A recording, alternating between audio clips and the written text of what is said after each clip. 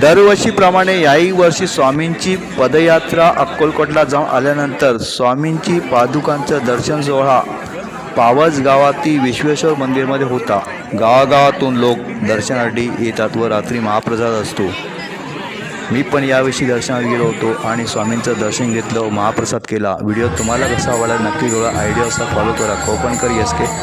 सर्वजण कोकणातून। चला भेटूया पुढच्या व्हिडिओमध्ये। श्री स्वामी समर्थ। जय जय स्वामी समर्थ।